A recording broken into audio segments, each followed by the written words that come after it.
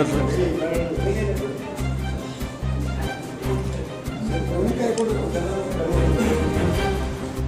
ತಿಂಗಳಲ್ಲಿ ನಾವು ನಿರ್ಮಾಣ ಮಾಡ್ತಿರ್ತೀವಿ ಅನ್ನೋದು ಭರವಸೆ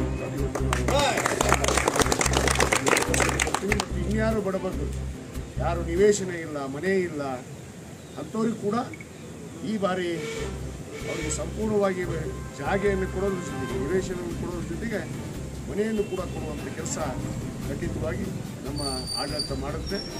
ಇವತ್ತೇನು ನಮ್ಮ ಭಾಗ್ಯಶ್ರೀ ಆಗಿರ್ಬೋದು, ಶ್ರೀಮತಿ ರಾಜೇಶ್ವರಿ ಆಗಿರ್ಬೋದು, ಅವರು ನಗರದ ಜವಾಬ್ದಾರಿಯನ್ನು ತೆಗೆದುಕೊಂಡು ಎಲ್ಲ ಸದಸ್ಯರ ವಿಶ್ವಾಸವನ್ನು ತೆಗೆದುಕೊಂಡು ಅವರು ಆಡಳಿತವನ್ನು ಮಾಡ್ತಾರೆ ಅನ್ನೋ ಒಂದು ಭರವಸೆಯೊಂದಿಗೆ ನಾನು ಬಂದಂಥ ನಮ್ಮ ಪಕ್ಷದ ಕಾರ್ಯಕರ್ತರಿಗೆ, ಹಿರಿಯರಿಗೆ ಎಲ್ಲರಿಗೂ ಮತ್ತೊಮ್ಮೆ ಹೇಳೋದಕ್ಕೆ ಅದು ಮಾಡಿಕೊಡಲಿಲ್ಲ.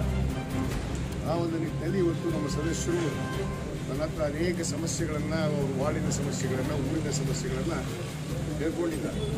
ಖಂಡಿತವಾಗಿ ಇವತ್ತು ಸರ್ವಾಂಗೀಣ ಅಭಿವೃದ್ಧಿಯನ್ನು ಹುನಗುಂದ ನಗರವನ್ನು ಮಾಡಬೇಕು ಅನ್ನೋದು ನಮ್ಮ ಕನಸಾಗಿದೆ. ಯಾಕಂದರೆ ಈಗಾಗಲೇ ಹುನಗುಂದವನ್ನು ನಗರಕ್ಕೆ 24/7 ಅಮೃತ್ 2 ಯೋಜನೆ ಅಡಿಯಲ್ಲಿ ಇವತ್ತು 24 ತಾಸು ಕೂಡ ಮನೆ ಮನೆಗೆ ಕನೆಕ್ಷನನ್ನು ಕೊಟ್ಟು 24 ತಾಸು ಕುಡಿಯ ನೀರಿನ ವ್ಯವಸ್ಥೆಯನ್ನು ಮಾಡಿದ್ವಿ. ಈಗಾಗಲೇ ಒಳಚರಂಡಿ ಕೂಡ ಸುಮಾರು 18 ಕೋಟಿ ರೂಪಾಯಿ ವೆಚ್ಚದಲ್ಲಿ ಇವತ್ತು ಸರ್ಕಾರ ಮಂಜೂರಾತಿಯನ್ನು ಕೊಟ್ಟಿದೆ. ಒಳಚರಂಡಿ ಆಗಿರ್ಬೋದು, ಕುಡಿಯ ನೀರು ಆಗಿರ್ಬೋದು, ರಸ್ತೆಗಳಾಗಿರ್ಬೋದು ಮತ್ತು ನಗರತ್ವನ 4ನೇ ಹಂತದ ಕಾಮಗಾರಿ ಕೂಡ ಇವತ್ತು